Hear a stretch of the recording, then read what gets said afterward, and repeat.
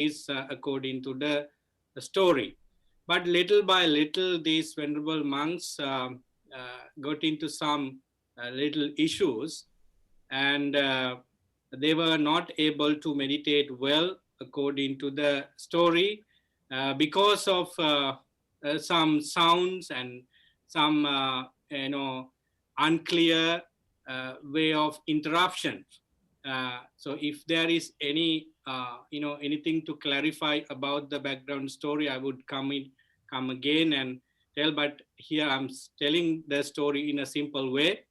So as a result, they were unable to concentrate well on meditation subjects each individual monks took into. Therefore, they experienced hardship during their meditation. As venerable monks who strive to meditate and succeed in meditation well, you know that if something is wrong with the meditation, it is not easy to focus, no matter which meditation subject we take. So these venerable monks experience not peace at all, but some confusion. If I put this experience, whole experience into words, basically they experience the 5 hindrances more than anything else. Mm-hmm. So the reason is that, according to the story, background story, the deities, 3 deities who were residents there, did not like these venerable monks, reside at the foot of trees, because these trees they are mentioned. These, in my understanding, this is not the full story. It is my understanding that these deities were not also the followers of the Buddha, or they were unhappy about all these things going on. If they were, deities who had to know about the Buddha and the Dhamma and Sangha, they would definitely support these monks. Therefore, we can easily assume that these deities, 3 deities, were not such beings. Therefore, they disturb these venerable monks. According to the story, all these disturbances, problems for these venerable monks happen due to the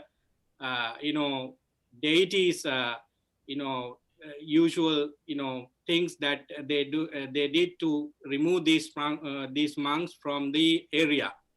So we can see that they made a different type of form, terrible form, human body without head, and also different terrible sounds, and so on. We can see that the Buddha himself, as the self-enlightened bodhisattva, experienced terrible sounds, but he was ready for accepting these. But these unenlightened 500 monks were not like that. They were fearful sounds, and they were unable to do that. As a result, at the end, they didn't get anything out of the practice and decided to go to meet the Buddha to get more instruction. Actually, they were not in the opinion to return to the place because of the terrible experience they got. Somehow they managed to go to the Buddha, and Buddha said that it is the place you must go and meditate for your enlightenment. And there, Buddha did not send them without bare hands. They taught the Karaniya Metta Sutta in full form as we get today, and keep that as your meditation subject, karmasthana, and also recite it together as a group, and get the power of mind, loving kindness, and also mindfulness. And that's what the Buddha said to these 500 monks. So they returned to the place with the weapons of wisdom, particularly loving kindness, and meditated well. At the end of the Vassana period, they were managed to get into enlightenment. So that this is the background story in a simple words. Thank you. I think this is enough for the discussion. Yeah. No, thank you. Thank you, Venerable Jinanando, for telling us this beautiful background story of the sutra. You have beautifully explained that. And I think most people, although have heard about this sutta, they don't know the story behind it. So I think that's why before we get into the real discussion of the sutra itself, I just wanted you to tell the story so that people would have a great understanding about the sutta, the essence of the sutta. So now I'm also very happy to see I'm the most venerable Bhikkhu Bodhi is also watching us Facebook, I and I'm very happy and honored to see you, Venerable Bante, Bhikkhu Bodhi. You're watching us, and I had you in my mind. And maybe in 2 weeks' time, our next discussion, I would like to have you because you have translated, all the Dighi Nikaya, Majjhima Nikaya, Samyutta Nikaya, and it would be wonderful to hear your explanation, Venerable Sir. So now let us get into the sutra itself. And of course, when the monks got terrified, they returned to the Buddha, and the Buddha taught them the sutra, and then they went back there to that spot for the meditation. So now let us begin the sutra with the first two stanzas, and I would like to invite the most venerable Hinbune Kondanya Bante uh, to explain our audience the first two stanzas. I think these first two stanzas have beautiful qualities. I think everyone should know. Thank you, Venerable Sarnapala, for getting all these venerable monks from around the world. Yeah. So this is a big effort that you have done, the big task. You have got everybody involved in this and share the Dhamma with all the people who are interested in it. So this is a great dedication and sacrifice. So we appreciate it very much, and Thank also you. for making us participate in that. So I really, when I think of this Karaniya Metta Sutta, before I get into these stanzas, so basically we can see from the background story, and also when we think of Buddha's teaching, he, in addition to the 5 basic principles all the precepts, he encourages us to practice Metta, Karuna, Mudita, Upekha. So 4 sublime state of living, 4 Brahma Viharas. So in that, to practice it, definitely in the first 2 stanzas are talking about, first section of this sutra talks about qualities that one should have, the practitioner should have. So these virtues, these qualities they should develop this within us.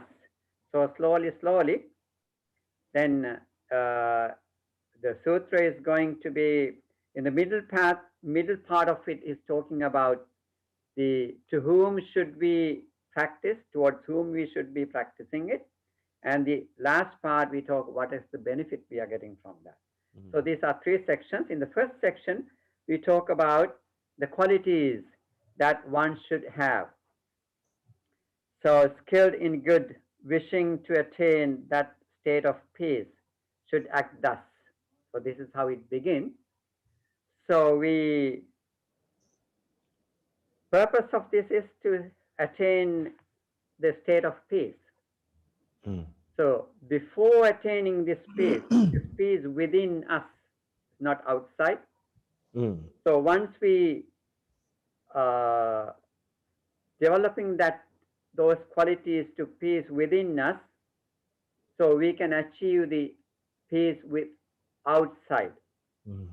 So when we peace within us, so it is very important thing. We should be at peace. To do that, slowly what are we doing here? One should be able, straight, upright, obedient, gentle, and humble. These are the qualities that we should be developing. Sakko, the skillfulness that we should be benefiting. Spiritually, it's not something to achieve materially, but spiritual achievement, spiritual calmness that we are looking for. Straight, who is coming into this, looking for this peace within, so we should be very humble. We should be very straightforward, honest. Honest integrity should be there. So therefore, we all should be starting. So this, the way of Buddhist life begins with 5 basic principles. So so that is a basic foundation. Not to kill or harm any life. To be respectful to all living beings, living things. Not to take anything which is not given to us, not to commit any kind of sensual misconduct, not to misuse or abuse our words.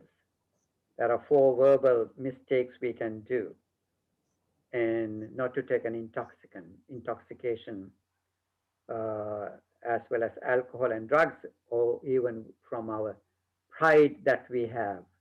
All these things are inclusive. So having these great virtues, standing on this foundation, strong foundation, so we become very humble, gentle, and kinder person, obedient.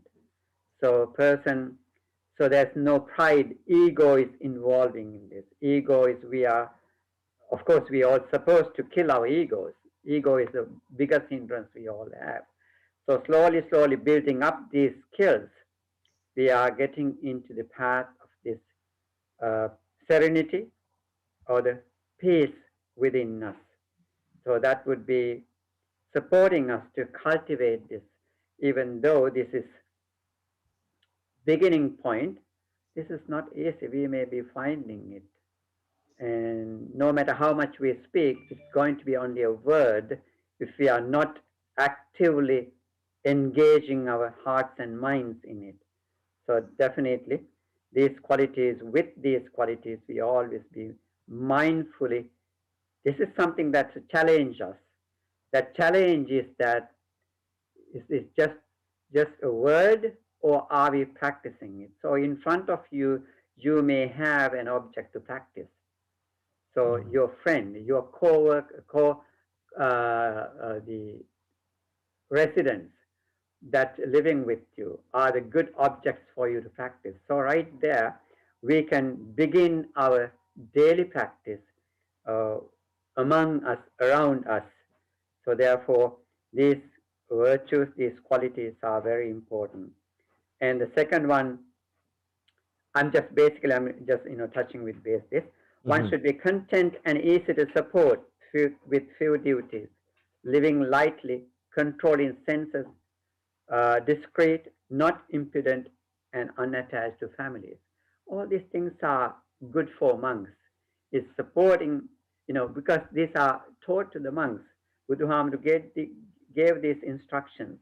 Even though you are going to the forest to practice the meditation, looking for the achievement, spiritual achievements. So you should not, when you walk in the collecting of food, that you should not attach to these families. Sometimes due to our lack of mindfulness, instead of doing this right, you may be attached to this person or that person, that family, this family, because we are as human beings, so we may have our sensual pleasures. So wherever you get the delicious food, if you attach to that, maybe that is going to be another hindrance for you continuing your spiritual practice that you are planning to develop. So therefore, all these things are, suppose now most of the time what we hear is that we are too busy, we don't have time to meditate. So therefore, always if you are too busy, it's difficult. So monks' life should be like, very light, very simple. So therefore, it should be not, we shouldn't be having a life that unsupportable with so much of demands. So we shouldn't be a burden to people, the community that we are living in. So that way, with few duties, if we simple lifestyle, if we adopt our lives, and so we can uh, achieve these spiritual goals to a certain extent.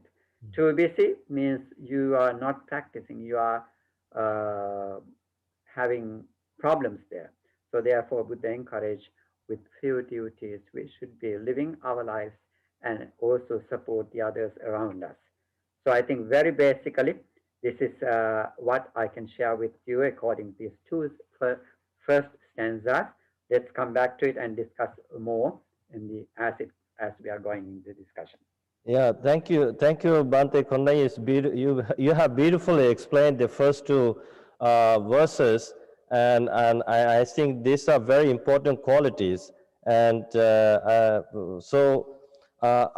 would like to invite the Venerable Bhikkhuni Vimala to see whether you could add something into this, like these qualities the Buddha highlighted in the sutra. Do you have any idea about these qualities? How the not just the monks, the lay people, how they could incorporate these qualities into their life?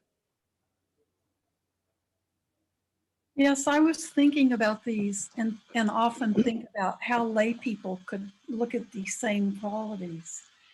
And I think we can think about it. Let me make sure I'm on the right ones. We can think about it for a lay person. There's always that adjustment they have to make to being responsible for their family members and taking care of, sometimes the needs of their family have to take precedent, or the work they have to do. But they can still aspire to the goals of peacefulness. And I think when it talks about that for the monastics to have few responsibilities, that may not be possible for lay people, but they can certainly work at reducing responsibilities, maybe being overly busy or overly tied up in outside activities and neglecting their practice. And I think having like a light responsibilities, lay people may often feel that everything they're doing is necessary, like achieving more and making more money. And I think it's always good for lay people and for monastics to look and see, are we too busy? Mm-hmm. Are we chasing after the wrong things? So I think lay people can look at these and they don't need to think that they have to be a monastic to develop, to have right sila, to then develop loving kindness. I think it's possible to be a lay person and develop loving kindness to the same degree. Mm-hmm. Yeah, so no, that's very interesting. Like when these qualities that he should be clever, upright, exceedingly upright, obedient, gentle, and humble. And I think these are the qualities that not just the monks or the Buddhists, anyone could have, right? Anyone. Anyone. And also the being clever, being skillful, being good with their hands. The monks had to do a lot of things, even though they weren't supposed to be too busy. They certainly had to take care of their own living situation. But I like the idea for a lay person to be handy. Is I think the Buddha was saying, be handy. Yeah. And so that makes someone a better neighbor, that makes someone more able to be self-sufficient and take care of things instead of having to pay for everything or to hire other people to do a lot of things for themselves. It has a nice feeling about being more self-sufficient. Yeah, thank you. Thank you, Venerable Bhikkhuni Vimala, for explaining those beautiful qualities in a simple way for the lay people to understand. And also, I just noticed Venerable Pemaratana from Pittsburgh is also here with us. Welcome, Bhante Pemaratana, to this unique discussion. So now, if we have gone through the first two verses of the Dhamma, the Karaniya Metta Sutta, and now next two verses, Nacha kuddang samachare kinchiyena vinyo pare upavadeyung sukhino wa kemino hontu sabbe satta bhavantu sukhitatta. So, Venerable Anuruddha from Switzerland, could you please unmute yourself and just talk about that verse? Yes, here then, most venerable says, so he explained then one should not do any slight wrong which the wise might censure. So may all beings be happy and secure. May all beings have happy minds. Here, mainly the best part of the sutta emphasized the moral conduct or sila. So in the same time, this verse to pay attention to the sharing the loving kindness. So one side, then how the yogis or practitioners being in right conducting, they developing this characteristic, what we explained already. So after that, who are very capable to radiate the metta, loving kindness himself and within around him. Yeah, thank you, Bhante Anuruddha, for explaining the essence, the meaning of that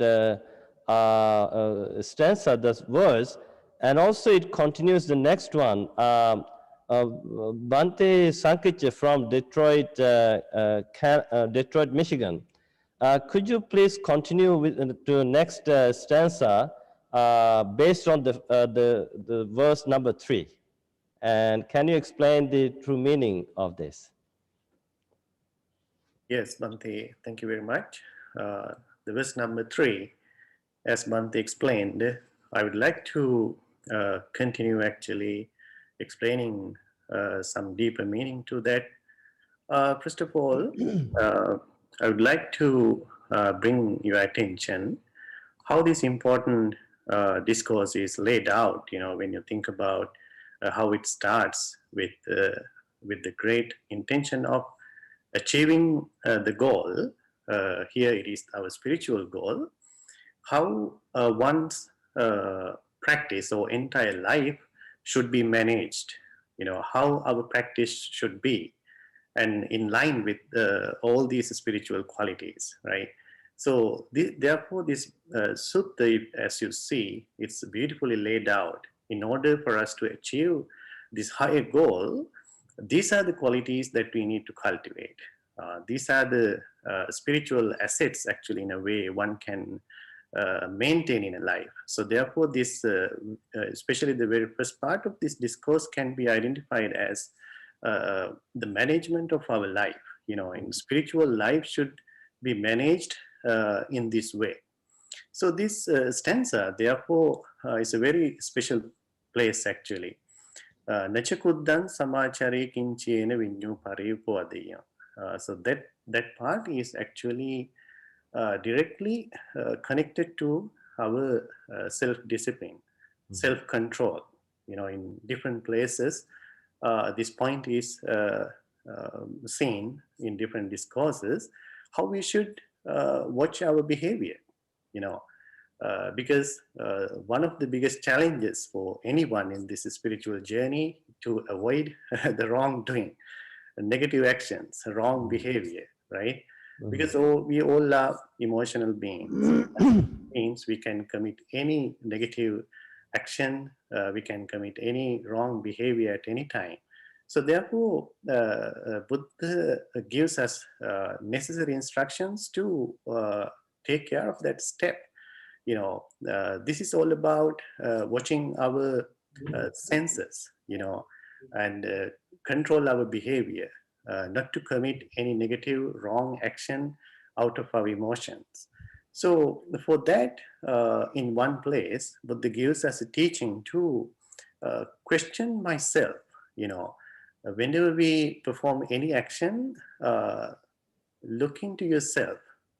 Uh, we need to think about if my own heart will question this or complain me because of this my behavior. And think about others, not only myself, you know, think about others, you know, maybe wise people, as it mentions here, which the wise might censure. You know, if any wise people, spiritual people, intelligent people come to know my behavior, they will criticize me. They will disgrace me, you know. So therefore, avoid the bad, avoid the evil. And not only that, in one place I remember Buddha mentions, not only myself, not only other human beings, our peers around us, but think about there are spiritual beings in this world, divine beings. You know, sometimes the human nature is to do negative actions in secret, you know, thinking that nobody would see us, right? So therefore, Buddha teaches us to be aware of these spiritual beings, you know, divine beings. They can see you. So thinking that, avoid the bad. You know, it's good. It's not good for you. It's bad for you. So thinking like that, we have to avoid the bad. You know, so that is the kind of foundation for our practice, our training. So based on that practice, we continue to practice our loving kindness. So that's something I can explain about the verse 3. Yeah. And how about the number 4, Bhante Sankicha? Yeah. So that is how we should practice the loving kindness, right? So yekeji panabhutati tasava thavarava anavasesa digavayi mahantava majjima rasaka nukatula. So as our most honorable Bhante Kondanya mentioned earlier, this loving kindness itself, this is a divine quality. We call it the sublime quality. When we cultivate that, it is instructed us for us to practice uh, limitlessly, right? Without boundaries, you know, without limitations, and without discriminations. So this is the very first place in this discourse, Karaniya Metta Sutta. It explains how we are supposed to radiate our loving kindness, you know, without boundaries. Whatever living beings there may be, without exception. And there can be strong people, living beings who are very strong and fearful, you know. And sometimes there may be living beings who are living in fear, you know, weak. And sometimes in some dimensions are mentioned here, living beings in all levels, like long or large, medium, short, subtle, or grass. You know, this is another expansion how we should radiate our loving kindness. That means without leaving any living being behind. You know, including, as you mentioned earlier, inclusive. Inclusively, we have to practice loving kindness. So when we radiate our loving kindness in such a way, this is the way to live a life like a divine. This is a kind of broadening our heart, broadening our mind with the divine quality of loving kindness. Yeah, thank you, thank you. It's a beautiful explain, and I'm very grateful to all these words of wisdom that you all are sharing with our audience. And now, when we go to next one, verse number 5, dittava yeva additta yecha dure vasanti avidure bhutava sambhave seva sabbe satta bhavantu sukhitatta. So I would like to invite Venerable Kurunagoda Dhammaloka Bhante. Is he here? Oh, yeah. So, Venerable Dhammaloka Bhante, could you please explain the meaning of this? If I know you're joining us from Sri Lanka, it's early morning. Givante. Ditthavayeva addittha. Visible or invisible. Yecha dure vasanti avidure. Those are living near or far. I think myself also would be included for you.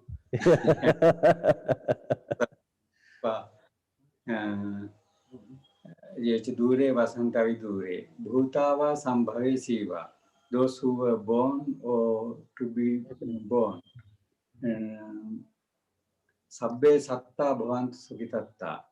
May all living beings be well, happy, and with peaceful mind. So this is including all the sensual beings, radiating part of metta, loving friendliness throughout all the universe, without any discrimination. Whether you know or even without your knowledge, including all the sentient beings in this planet as well as many other world systems throughout all the universe. This is the way to radiate thoughts of loving friendliness. I think this is how the Buddha instruct to radiate thoughts of loving friendliness. Okay. Yeah, this is very interesting. It's not just how sometimes people tend to think, okay, I'm going to show my kindness or love to someone who is in front of me, the people I know. But I think this sutra goes beyond that, right? It's like we all are embracing the entire universe, all sentient beings, those seen or unseen, though near or far, those who are dying, those who are coming into birth, and we are just wishing. I think that's a statement. Sabbe satta bhavantu sukhitatta. It's not just the human beings. All said, when we say sentient beings, beings in other dimensions too. So we are wishing happiness. So that is beautifully explained. Thank you, Bhante Dhammaloka, for explaining that beautiful stanza. So now the next one, number 6, Naparo para nikubeta nati manyeta katta chinankanchi vyarosana patiga sanya nanya manyasa dukkha michaya. So I would like to invite Venerable Kirinde Vijita to explain the meaning, the essence of this.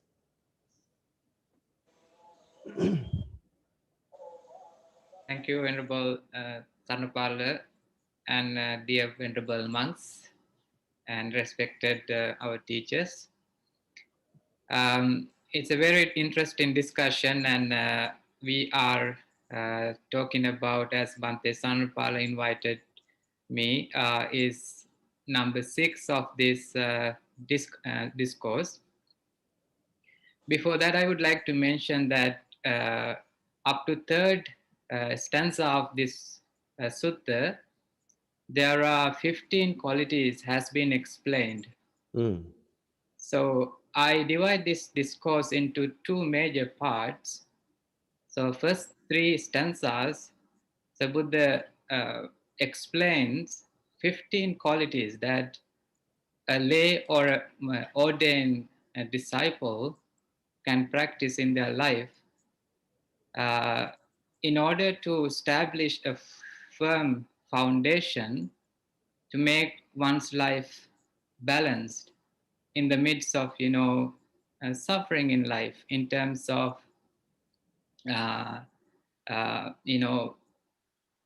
what we encounter in our life. So therefore, those 15 qualities which were explained in the first 3 stanzas, lay a very profound foundation. So now we are talking about the second part, which is Buddha explain in detail how to practice this loving kindness. So as explained in the 6th stanza, let no one deceive another, nor despise anyone anywhere, neither from anger nor ill will should anyone wish harm to another. This is actually very interesting, very meaningful invitation from the Buddha. One should not, wish harm upon another. So this is kind of going deeper into our awareness, even from our thoughts. We should not wish harm to anyone. So when it comes to that we leave all our physical and verbal action behind, and we further move into a different level of our practice. That is, we do not even wish harm with our psychological part, which is our thoughts. And for that, as I see, we need a certain degree of awareness of our own mind. Otherwise, it can be quite challenging. Sometimes our mind works in funny ways. So even without thinking, that we sometimes put into, some, thoughts into action. So therefore, even before we put them into action, we should be able to be mindful, not to harm, wish harm upon anyone else. So therefore, I find this especially this 6th stanza gives us a very deep meaning to all of us, especially now in the world we are suffering from many different political and social, economical, and in many different ways, people harvest anger or resentment. But the Buddha's invite is very meaningful in that way. We just should not, bring harm even with our thoughts to anyone. So the what benefit we reach by this practice is we experience a deeper happiness in our life. So it helps us to develop that self-appreciation within. So therefore, I think this stanza has a deeper meaning. But as we continue to discuss, so we can elaborate further. Thank you, Bhante. Yeah, thank you. No, thank you, Bhante Vijita, for beautiful explaining. It has definitely the deeper meaning, the psychological aspect to it. I think that is where as we should not deceive another person. We should not despise another person anywhere. And also, we should not harm anyone out of anger or ill will. And I think this is the essence of the real metta, the loving kindness. And we can, of course, discuss this more deep as we go into the explanation of the remaining verses of the sutta.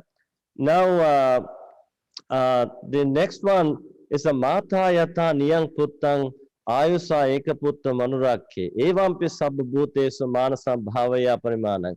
So, Venerable Santusita from Italy, actually it's midnight. I hope you're not falling asleep. And I see that you're fully awake. You're very enthusiastic. And could you please explain the meaning of and the essence of that sutta, that particular verse? Okay, Bante, I will ask you some misleading for the me. Some my English is not good. Okay. Uh, According to the this chapter, the Buddha say, how do we must to continue for the metta? Uh, Mata Ataniyam Putang, as mother would risk for the own life, protect her only child.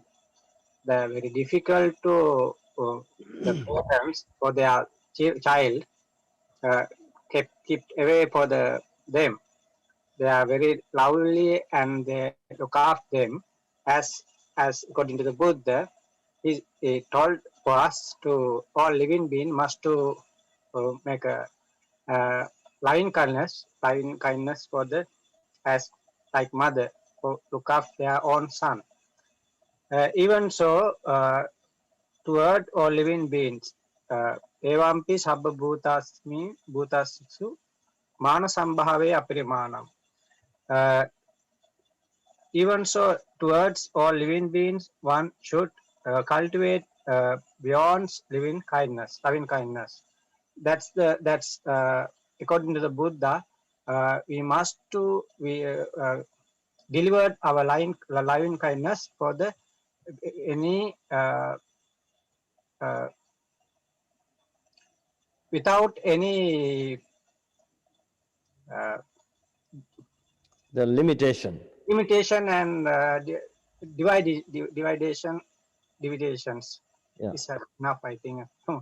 Very Yeah. difficult. I'm not using for the English long time. Yeah, no, you must be of course, Venerable Santusita, don't worry about this.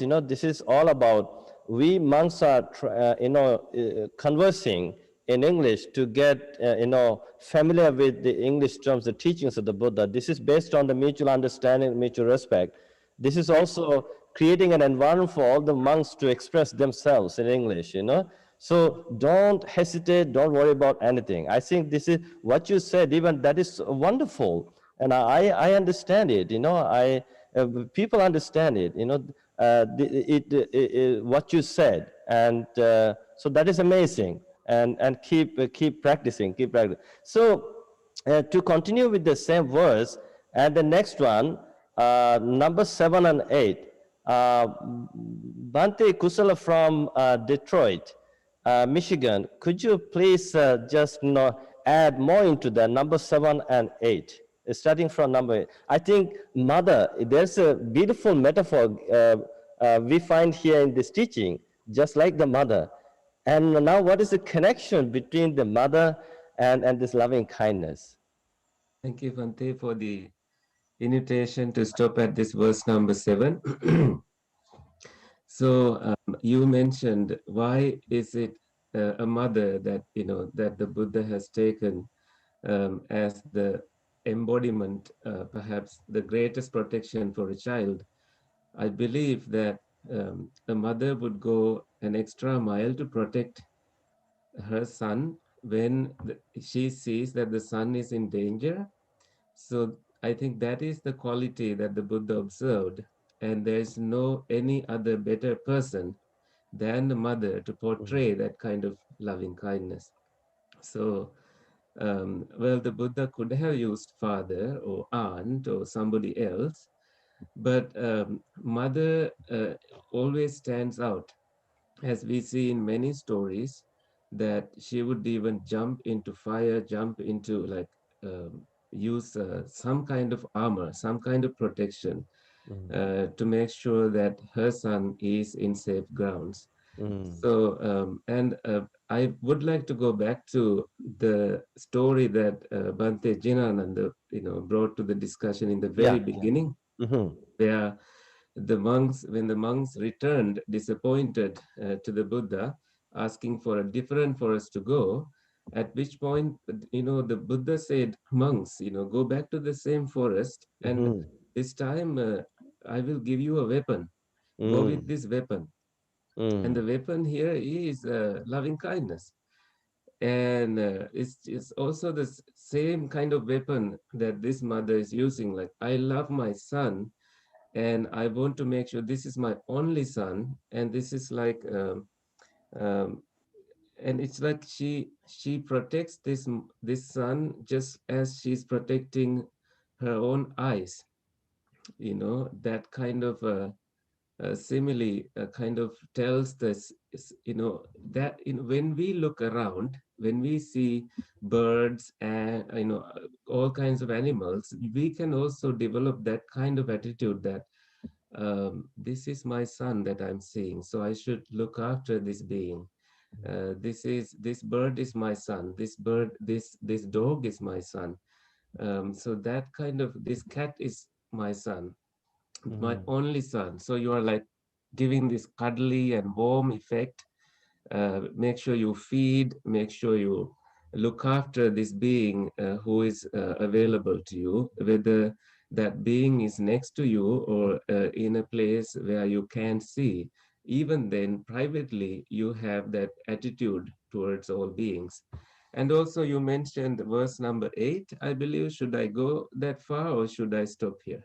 Yeah, I think it's okay. You can continue. And also, I see our most venerable teacher Bante Mudite is joining us from Sri Lanka, and also venerable Dhamma Kirti from Korea. Welcome to this program. I think he's amazing. He speaks perfect Korean, and he established a temple there. He's also a professor at the university. So I will get back to you. And so if possible, continue with the next verse, Bante Kusala. Yeah, so the next verse goes as Mettancha sabbalokasming manasang bhavaye aparimana uddhang adhocha tiriyancha asambadhang avirang asapattang. So the quality that the mind can be developed aparimanang, endlessly, to the infinity. Manasang bhavaye, let the mind be developed endlessly. Sabbalokasming, to the entire world.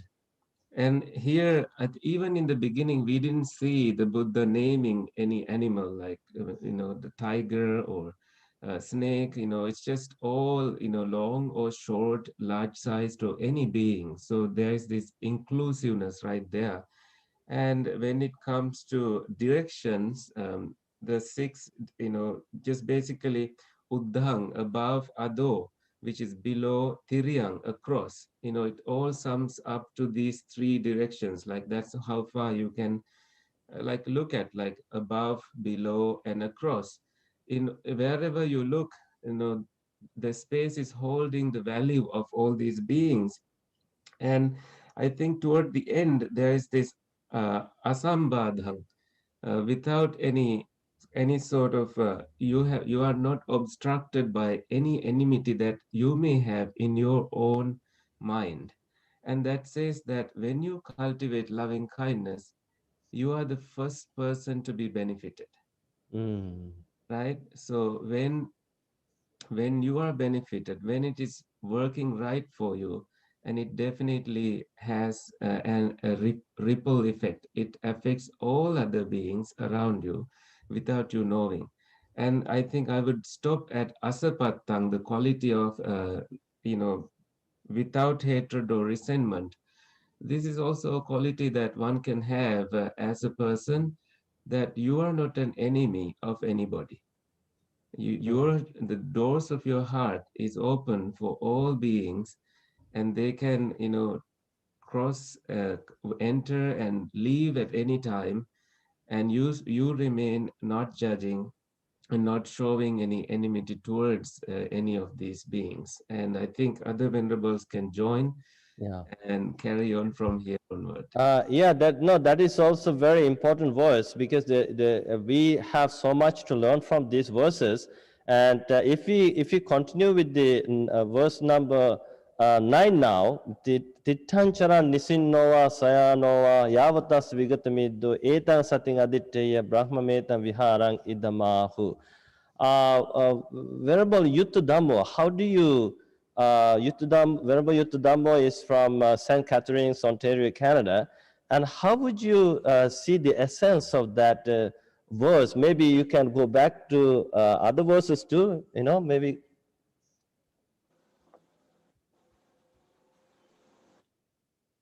Yeah, yeah.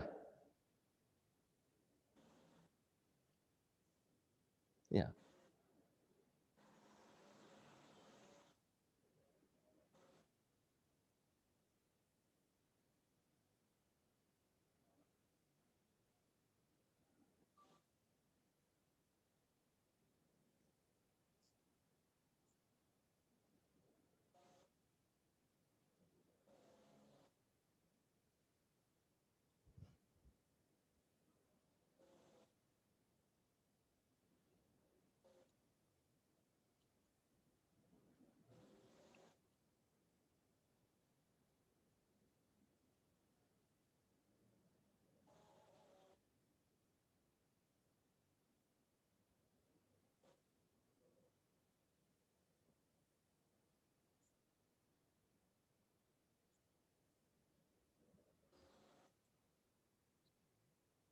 Mm.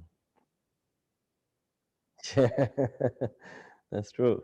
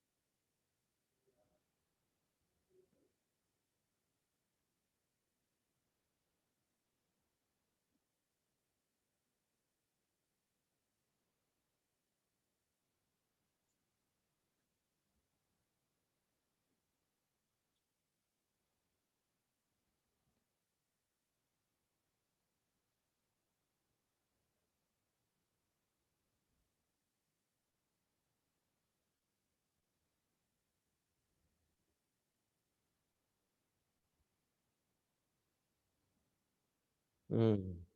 Yeah. No. So thank you, thank you. So now the last verse, which is Dittincha Anupagamma Silava Dasanena Sampanno. Kamesu Vinayageda Nahijatu Gabba Seyang Punareti. I think that is the last stage of this metta practice cultivation, and it has some important the teaching. So I would like to invite Venerable Bhante Pemaratana from Pittsburgh, USA, to explain that number, verse 10. Thank you, Bhante. It is such a great pleasure to be with everyone. So let me read the translation. Not falling into erroneous views, but virtuous and endowed with vision, removing desire for sensual pleasures, he comes never again to birth in a womb. So I think in this verse, Bante, the whole discussion is moving beyond metta. Yeah. Yeah. So far, it has been explaining about different ways that we can, cultivate our loving kindness. This is more like helping us to move beyond metta, and even explaining what could be the benefit of, developing metta. So here we have a very important, interesting term here. The one is Deity, and the other one is Dasana. So two different terms. So here the Buddha is asking us to go beyond Deity, but be endowed with Dasana. So Deity is the term that we use for views, images, concepts. And he's asking us to be careful, be mindful of the preconceived categories that we may have in our mind, and try to transcend them, go beyond them, but endowed with dasana, which means direct experience. So when it comes to context of metta, Ditti can also mean here that kind of views that we carry about different kinds of people. When from our childhood, and when we hear from other people, without our knowing, we may have certain categories of different kinds of people. So we categorize people based on color, based on social class, based on ethnicity. So we use even certain terms to refer to those people, right? So we think that those people are like this. Those people are, like this. So we have those kind of views, categories. I think what the Buddha is asking here is like go beyond those categories and be open to direct experience with them. If you really directly talk to those people, be with these people, you'll be able to go beyond your preconceived categories, and you will see the humanity of each and every person, right? And of course, there's a deeper meaning in this case that we should even to the extent that when we practice loving kindness, we should go beyond our own what we call sakkaya ditthi. So because when you develop this loving kindness, eventually we can even experience jhanas, like jhanic experience. So there, if you don't have a right view, samma ditthi, and even we can use our jhanic experience to postulate a self. There's a very experience of jhana, the very peaceful experience, can be used as an evidence to believe in a self. So even we had to be careful of falling into those kind of views, and then be open to the actual experience, which is always changing and always transient. So what here is, so once we have that kind of right view, and then be endowed with right view, and then also silava, again we find the moral basis here.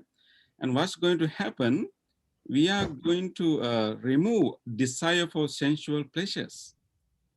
So this is very interesting, Bante, because here we find the metta as an antidote for karma, the sensual pleasures, right? So usually when we practice meditation, Bante, so our teachers have instructed us to use contemplation of repulsiveness of the body, or contemplation of the impermanence, as a technique to transcend sensual desire for sensual pleasures. So like antidote. But here's very interestingly, but they're saying that metta, the loving kindness, can function as a technique to go beyond desire for sensual pleasures, right? But it's very interesting, because when we have desire for, let's say, desire, very sensual desire, kind of sensual pleasure, kind of desire for a person, and we are not really being kind to that person, right? So when we develop kind of lust towards someone, it means that we would like to use that person for our own personal use, right? So when we develop metta, or like more loving kindness, that kindness can help us to go beyond having lust or or sensual desire for someone, and in treating that person as an individual, as a being who is a subject to suffering. And so in that way, I think this is a very interesting way to see metta as an antidote to karma. And the last part is, Bhante, actually the benefit or the result of this loving kindness practice, that a person who develops loving kindness to the highest level will never come again to birth in a womb. So here, sometimes people may interpret this as like, never coming to birth means like, going, like achieving the enlightenment, or maybe going beyond the samsara. But I think here the term used here is gabba, right, Bante? Yeah, yeah. Gabba, it really means the womb. So the beings who have been in the womb are the beings in the sensual realm, karma, Yeah. right? So I think the highest level that we can achieve only through loving kindness would be like, achieving, like going beyond the karma, and going beyond the, the tendency of going beyond the attachment to the karma, the sensual realm, and then go to the non-sensual realm. This could be like being born in the Brahma realms. But it's still, we have a journey to make even towards the enlightenment. Yeah. No, that's interesting. Beautiful explained. Thank you, Bante Pevaratana. I think I think as I listen to all these explanations by the most knowledgeable, the wise, intelligent, erudite monks like all of you, it's also triggering our minds to expand our consciousness, to have a better understanding, the world view. And so now, with that, Bante Punna, would you like to expand a bit more in that? Like, I don't know, it's something like this, not falling into wrong views. Does it mean, wrong view means maybe hurting someone with anger, hatred? This could be wrong, could it be wrong view? Or could it be something, of course, we know that we can talk about this. And the right view is always, love, goodwill, compassion, kindness, love for all sentient beings. And and maybe desire for sensual pleasures also could lead to harming or hating or a lot of violent activities. And then if we engage in such things, then of course maybe we are still going to be part of this realm of the world and the samsara. And so now, Bante Punna, what do you think of that? Thank you, Bante, preparing virtual stage for our monks to meet and share our knowledge and our practices. It is, I think, very beneficial for each other. Thank you so much. And it's a great pleasure to be with you always. And Bante, actually, as you mentioned here, actually, Bante Pemaratana, Dr. Pemaratana explained very well. I think no point to elaborate anymore there, because the view here is actually the identity, the self-identity, or whatever the so-called egoistic thoughts. I think when you are coming up to this through this loving kindness practice with the guidance of the Buddha, according to this particular discourse, actually you are coming here without having any borders, any hindrances. So you are, I think, heading towards the enlightenment directly. Or that is what the clear explanation in this, because through the loving kindness, as Bante, Dr. Pemaratana mentioned, that this is one of the ways to end out with the insight. This is interesting, and this is a very special explanation for us. I think in this aspect, actually, Bante, there's no point to have any views here, because beyond this point, actually, we are heading towards the enlightenment. Yeah, thank you. More things to talk about, but I'm really appreciate Bante. I think everybody explained very well and everybody participated.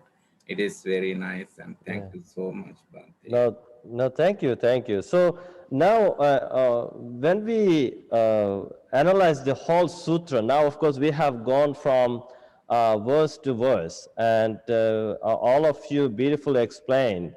And now, Bhante Sunita, do you have any idea about this, the Karaniya Sutta, like, sociological point of view, or psychological point of view, or anything?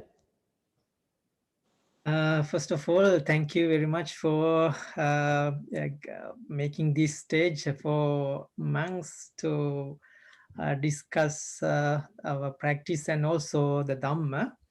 I would pay my respect to the Bhante Saranapala and other venerable sirs for having me to this conversation and dialogue. Yes, actually, I would explain in that in a simple way. This is kind of in this psychotherapy point of view. This is kind of applying or practicing CBT, like cognitive behavioral therapy, right? From the beginning of the sutta, from the first stanza and to the last stanza, it's explained clearly that this is the practice, this is the therapy to transform someone's mind or behavior from negativity to the positivity, from positive negative life to the positive life. This is clearly I got this sense from and core from this Karaniya Metta Sutta and also from this dialogue. And if always the first I would say in this way, the first and second and third stanzas explain our virtues, sila, so ethics. We have to, if we want to transform our negative mind to the positive mind, or negative behavior to the positive behavior, we should have understand that what are the negativity in our mind. So then we can practice to eradicate them or remove those things, right? And then and after that, from third stanzas to ninth one, it's I would say it is samadhi, concentration, right? And metta, as the metta meditation is the one of the samadhi meditations. So that is why I would say that I could say samadhi is a concentration here. Metta, practice of metta is help very much to concentrate. That is why the loving kindness or metta doesn't work alone. It is always with mindfulness. That is why love plus kindness, loving kindness, and I would say kindness plus mindfulness, kindfulness. As you teach always kindfulness, right? Yeah. And the final goal or aim of practicing metta is is in this way is the complete freedom from negative thoughts, starting from the miccaditi and wrong views. And lastly, I would say the last stanza, it is panya, wisdom. Is the final goal of practicing meditation and mindfulness and love. And love always, actually, loving kindness or metta and kindness, compassion always help us to practice our mindfulness, practice our spirituality. And the final goal of we can attain blissfulness of nibbana, that is ultimate happiness, that is ultimate peace. And that is what I can say now. Thank you very much. Thank you. No, that's beautiful. That's beautiful. It's beautifully explained. Now, Venerable Dhammakirti from, I don't know whether you're there. Venerable Dhammakirti, I think maybe he's doing something else. The Venerable Dhammananda from Detroit, Michigan, how do you see this this Metta Sutta. Can you explain in 1 or 2 minutes? Thank you, brother. The first of all, most respected Venerable Bhikkhu Bodhi and my elder brother, my most beloved Bhante Mudita, and all the brothers, monks and nuns, which is most of them I know that. So thank you very much, Bhante, arranging this wonderful discussion, Sutta discussion. I think this is the most unique and dimensional things that you have started, and I really appreciate it, and thank you so very much. Yeah, thank you. So the first of all, that the overall the Karaniya Metta Sutra, and it is a very heart touching sutra among all the Buddha's teachings. The Karaniya Sutra is the basic core teaching of the Lord Buddha, especially that one stanza, number 7, the Mata Yataniyang Puttam, Ayusa Eka Putta Manaraki, Evampi Sabbabhutesu, Mana Sangbhavaye Aparimanang. So, as a mother would risk her own life to protect her only child, same way you should love all living beings and you should cultivate boundless kindness to all. So this is the most powerful message that which is ever in the human history. Anyone in the human history ever said in that powerful message. I mean, among the history of all religion. So, I mean, that powerful message that Buddha delivered to the, I mean, how lovely heart the Buddha has that to the all living beings, that you love as your mother love only the child. For example, like, anyone like to kill son, and the first is the mother to come out. They say, okay, don't kill my child, kill me first. So mother risk like that. So this is, I mean, the Buddha's kindness, Buddha's love, and beyond humanity, beyond the humankind, throughout the whole world. And that overall Karaniya Metta Sutra, that I know that the history of in Indian subcontinent, the first time that Hindu religious sect, Saint Swami Vivekananda studied that sutra, Karaniya Metta Sutra, when he was a very young man, very like 18 or 20 years old. He studied that Karaniya Metta Sutra, and then he fell in love with Buddha's teaching. Then he went to Buddha Gaya to see the Buddha, the Mahabodhi temple in Buddha Gaya. And he said that in his teaching, the Buddha is like the mountain top of the Himalaya, and then his love is like a whole world of the ocean. That is the Buddha's love and kindness to the all living being. Then the second, Rabindranath Tagore, the Nobel laureate Tagore, when he was a very young man, he influenced with the Buddha's teaching, and he studied a book called Buddha Dharma, which is written by his elder brother Satyendranath Tagore. And when he studied that book, and especially he attention to the Karaniya Metta Sutra, and he was so much interested to the Buddha's teaching, and then he studied all the Buddha's teaching, and he fell in love with that, and then he also went to the Buddha Gaya to see the Buddha and on the Mahabodhi temple, and then he wrote many poems, and then the many his teachings influenced by the Buddha's teaching. As you know that the Pujarini, and then also that Chandalika, and many others, many teachings. And he also that show that how the Buddha's kindness and sympathy for the all living being.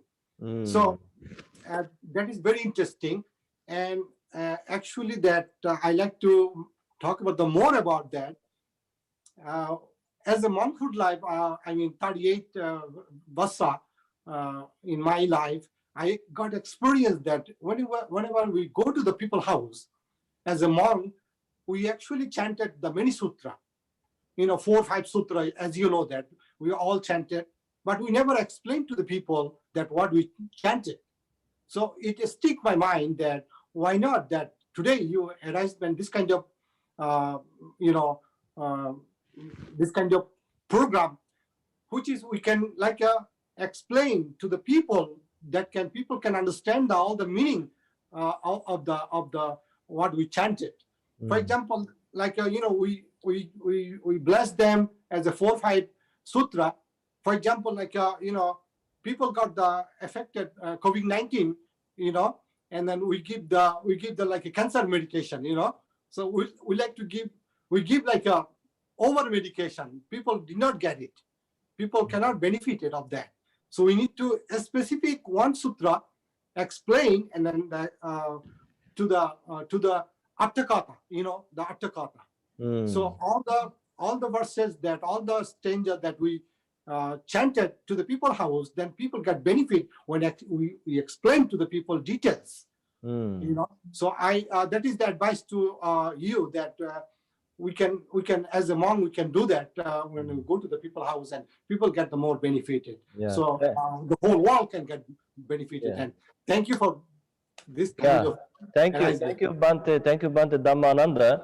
And now we have actually come to it's almost 7:30 now.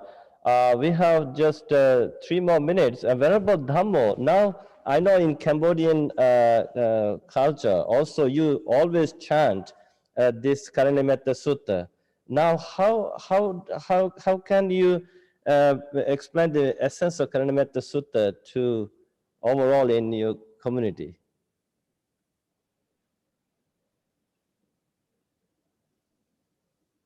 We cannot hear you. Can you go back? Oh, you have to unmute yourself. Yeah. Okay. Do you hear me now? Yeah. Okay. Thank you, Bhante. And I would like to pay my respects to all venerable monks. It is a very humble and also quite interesting. I pay it's a good attention to all the venerable monks. Also explained so far is over. It's 80 minutes. The thing that normally also in Cambodian culture, actually also they have different views of Karaniya Metta Kosala. Actually, because I just would like to mention the fact that in a rural area, actually in a remote area also, local people believe that the chanting Ratana Sutra make ghosts go away, but of course it is not true. So the monks do not chant is Ratana Sutra to discourage superstition. Normally, what ghosts will use their power to make a monk think when they stop chanting, they will find themselves at the top of the bamboo tree. So that's why normally, and when they offer with ritual chanting like that, they also have the negative and positive way. But it's depend on people understanding. Perhaps it is a very limit for them being here. So I just want to explain. But Karaniya Metta Kosala is very important. Actually, we start with the beginning of the sutra. Normally, when we become a monk, so as my understand is Khmer people, they like to listen, but either way, positive or negative depend on their capacity to understand. Normally, when we were invited to their house, so we offer this sutra. Yes. Yeah. So thank you, Venerable Dhammo. And it's actually now 7:30. Of course, there are some other important questions actually sent to me by Bhante Jinanandu, but actually some of them have been addressed as the most Venerable monks explained all the verses, and few other questions I think it requires more time. So I know all the venerables are busy with their programs, and now it's a chanting time for most monks in North America. 6 o'clock, 7 o'clock, and we're also going to start soon. I think overall, we have actually had a very, very productive discussion about the Karaniya Sutta, and this universal love, goodwill, metta, is the key. That is the, as Buddha said, the first principle, refrain from taking life, refrain from killing other beings. And now why? It is based on metta, loving kindness, and that is the key, and non-violence. But anyways, to conclude this sutra discussion, I would like to invite Bhante Jinananda to recite over the Patimokkha Gata, Sabba Papassa Karanang. Thank you, Venerable Sir, and all the Kalyana Mittas. Before I move to the recitation of the Ovada Patimokkha, I would like to wish you well-being and happiness. And tomorrow is a special day for many people in the world. It's Valentine Day. Yeah. We go to the Valentine Day with the loving kindness practice, which is very appropriate with the Buddha's teaching. So those who listen to us we wish you happy and peaceful day. And may these meritorious powers be with the venerable monks and also divine being and the entire world. And may the suffering world be away from those suffering. And with this wholesome thought, we are going to recite the Ovada Patimokkha. And Bhante Sanapala and myself are unmuted, and so we both can recite together. Yeah. Sabba papassa akaranang kusalas upasampada sacitta pariyodapanang etang buddhana sasanang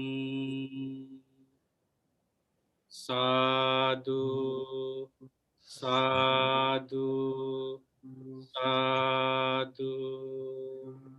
So thank you, Venerable Sirs and Bhikkhuni, for joining this wonderful discussion. I feel very happy, joyful.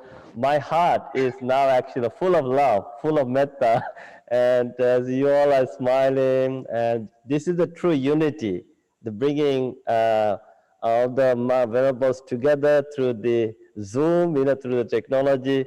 Though this pandemic, COVID-19, it doesn't really matter. We can still have this Dhamma discussion using the technology. And of course, Venerable Dhammikite, I called you, but it's okay. Now the time is up. We had a wonderful discussion. Thank you for joining all the way from Korea. And of course, we will continue this discussion or maybe bi-weekly, right? And all the venerables are busy with their own program. And we will inform the audience, the people, and the devotees. So may all the blessings of the Buddha, Dhamma, and the Sangha be with you, the venerable monks and nuns, and all our friends who are watching us from different regions, different countries, for your long life, good health, happiness, peace of mind. And of course, venerable monks and nuns don't have Valentine, but I would like to wish you happy Valentine. But our audience, people joining us from different countries, they are our Valentine. And those who are watching us, wish you a happy Valentine tomorrow. Okay, thank you, Busarnai. Thank you. Thank you very much. Good night. Busarnai. Thank you.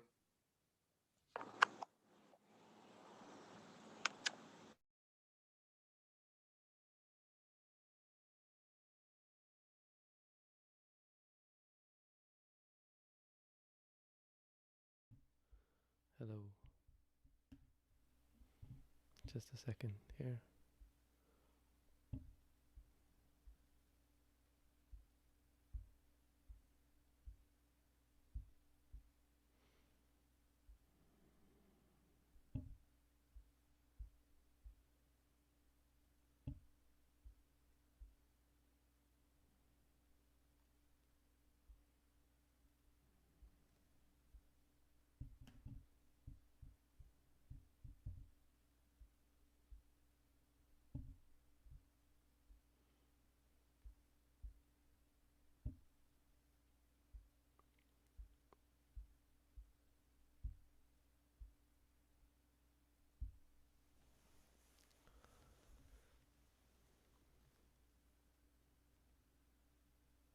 Okay, hello everyone.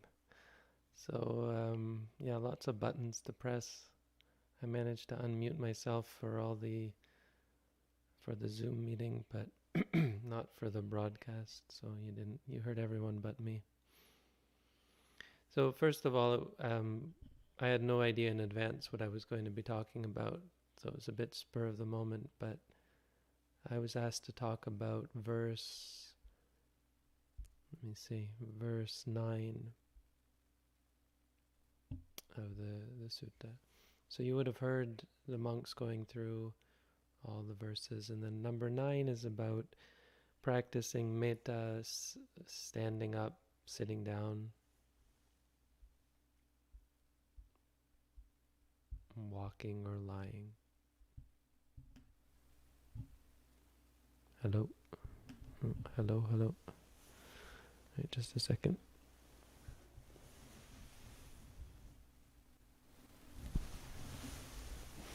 Can you hear me now? So what I said about the sutta in general is that one thing that stands out about it is how it brings metta into our practice and our following of the Buddhist path as a whole. It situates metta squarely in the middle. It talks about in the beginning of some of the preliminaries you would do before practicing meditation, and then it talks about the practice of metta as a meditation practice.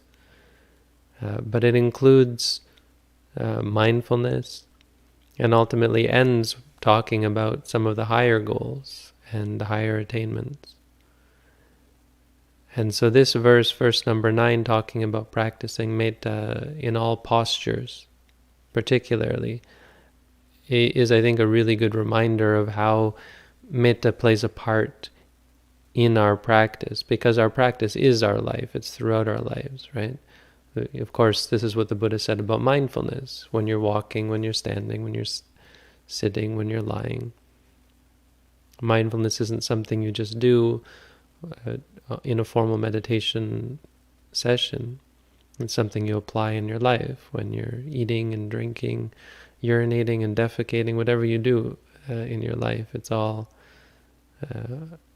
proper object of mindfulness. And so bringing metta into that, I mentioned that metta becomes then a part of our life because it becomes a part of our practice.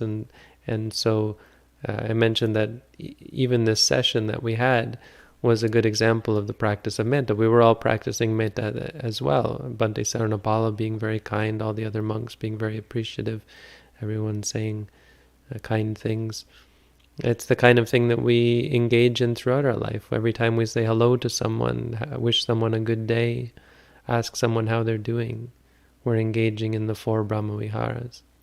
And so it's a reminder, and the sutta in general is just a good discourse on bringing metta into our lives. It goes the other way as well. We bring mindfulness into our practice of metta. It mentions mindfulness as metta as being making use of mindfulness. So it says satincha etang sating aditeya. Etang sating aditeya. One dedicates oneself to this mindfulness. So metta makes use of mindfulness.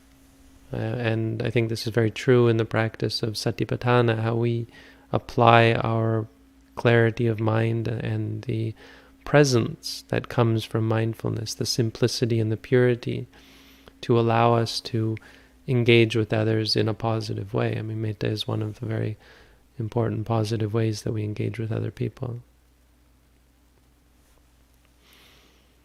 So I mean, that was my discussion on that verse in general, how it reminds us how metta plays a part in our practice. It's not some isolated practice that you would do, dedicate weeks or months to. It's something that you can incorporate.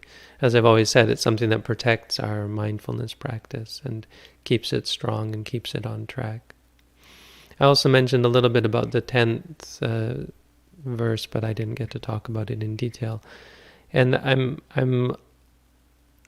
I have a little bit of a different take on verse 10 than the person who discussed it. I do think it talks about nibbana, and I don't think that the Buddha is saying here that metta is what is used to overcome kama, like sensuality, he was saying, or that the last part is just talking about birth in the sensual realms.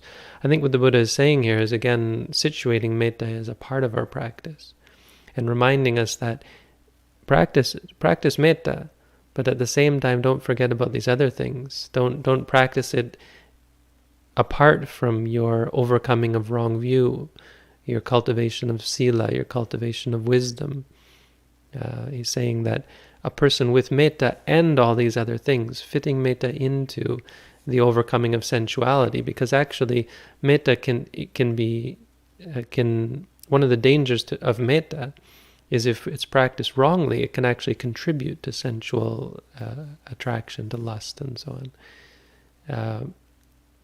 And it certainly isn't able to free us from rebirth. So through the practice of all of the core teachings of the Buddha, using metta as a support, this is what allows one to be free from rebirth. I mean, that's my take on it. Anyway, that's all I had to say. So thank you all for watching. I appreciate people coming out to this. Yes. Yeah, so using metta as an antidote to kama, I don't really agree with that. Or I have a different take on it, let's say, as I just said. I think it's to me it's the Buddha reminding us of that for that specific reason, that use metta, but also at the same time be careful of kama, of sensuality. All right, that's all I have to say. Thank you all for coming out. I wish you all the best. And we'll be doing this again in a couple of weeks, I think. So hopefully they'll invite me again. I didn't overstay my welcome. And we'll get to talk about some other sutta. Okay, all the best, everyone.